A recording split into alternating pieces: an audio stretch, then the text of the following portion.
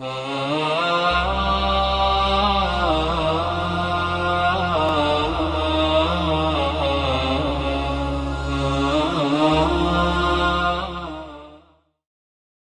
are two words for parents in the Quran. Walidan or walidain and abawan or abawain. Alright? Now, where do they come from? What's the root of these words? Very interesting. The word abawain, it comes from the word ab.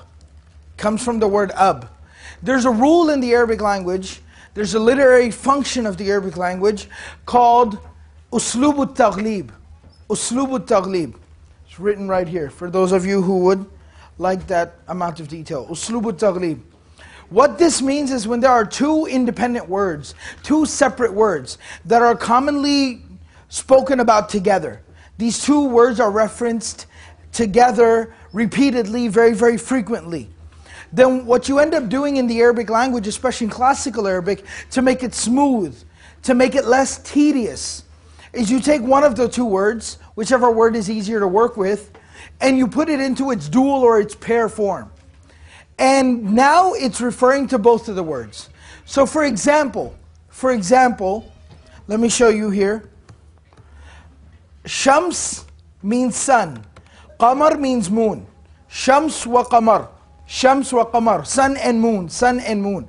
So obviously in Arabic poetry, the sun and the moon are often talked about together. Frequently, they're referenced together all the time. Alright, so instead of continuing to keep saying sun and moon, what you do in classical Arabic is you say qamaran. Qamaran, which means two moons. It means what? Two moons. Alright? But in actuality, you know that it doesn't mean two moons. It's actually referring to sun and moon. Y'all follow? Alright. Now let's go back up to the words for parents. So there are two types of words for parents. Walidan, or walidain, and abawan or abawain. Alright, these are the two words.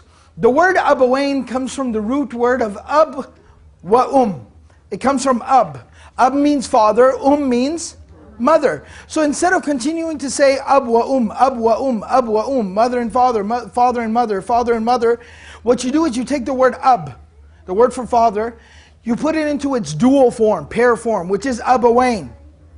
Now what does it look like? But we know that's not right. Alright.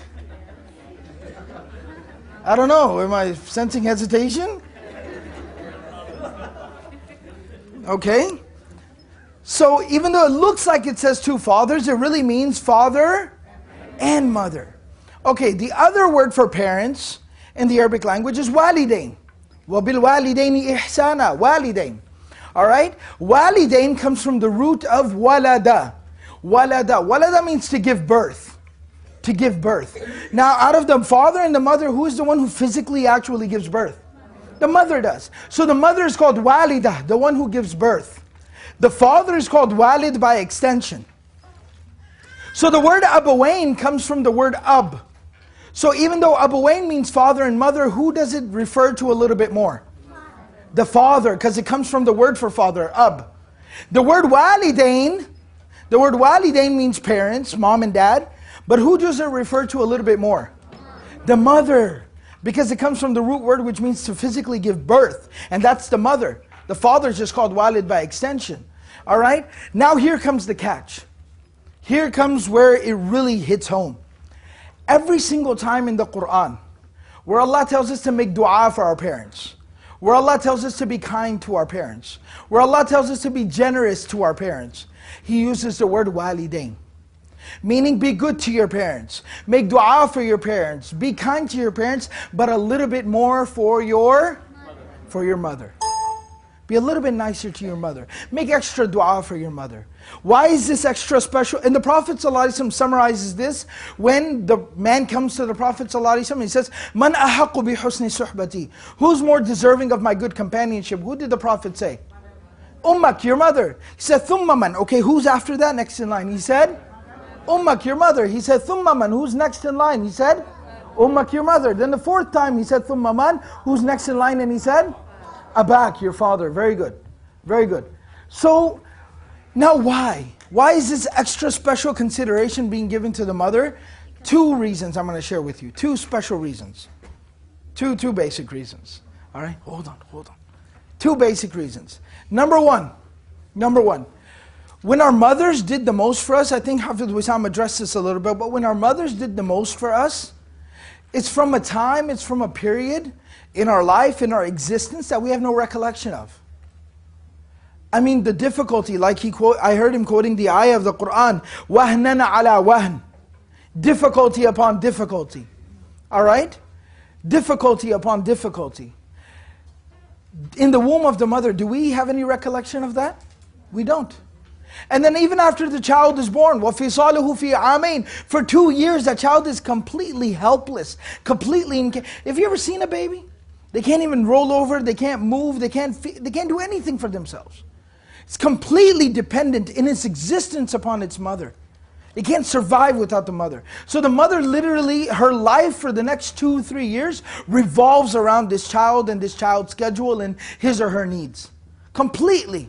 It's as if she doesn't even exist anymore. She lives for this child. So when our mothers did the most for us, we have no recollection of it. But what happens as we grow up? Our needs start to become more and more associated with our dads. Because we become more materialistic. So the first time when you say, I need a cell phone, right? What does your mom say to you? Go ask your dad. And you say, gosh, I need a new laptop, right? What does she say? Go ask him. And you say, I want a car. What does she say? Go ask the big scary guy in the corner there. Right? Go ask him. See what he has to say about that. Mess with me, you go mess with him. Right? So our needs, because we're becoming materialistic, our needs continue to become more and more associated with our fathers. Because it's based on money. And we go to them for that. And so we really appreciate the big guy, you know? Don't mess with him. Yes, sir. No, sir. The mother, it's like, whatever. Right? We take them for granted. Because we don't realize, we don't remember that literally we could not live without them. We forget about that. We don't recall that. That's the test. That's one reason. That's one reason. And very honestly, the second reason for why this extra consideration is being given to the mother, it's because of the nature of mothers. I always tell people, mothers are the strangest of Allah's creation. The strangest. They love so much and it's almost as if they want nothing in return. They love so much, they just it's like they don't even exist anymore. They don't care about themselves anymore. They live for their kids. You know, your mother will be yelling at you and cooking your food at the same time. Only a mother can do that. Yeah. And you say, I want a sandwich. You get your sandwich. Right? She's cooking and yelling at the same time. You know when you get kind of like you disrespect your mother, you don't talk back to her or whatever, very bad. You talk back to your mother, the next morning, you're going to show your mother an attitude. I show her boss. You walk out all angry. You don't make any eye contact. You don't address her directly. You're all angry. You're going to go to school without talking to her. And she's still like, eat some breakfast. Drink your milk. Did you get your backpack? I packed your lunch. Subhanallah. Here you are, I'm the man. You messed with me, right? And your mother made your lunch. She put your clothes out.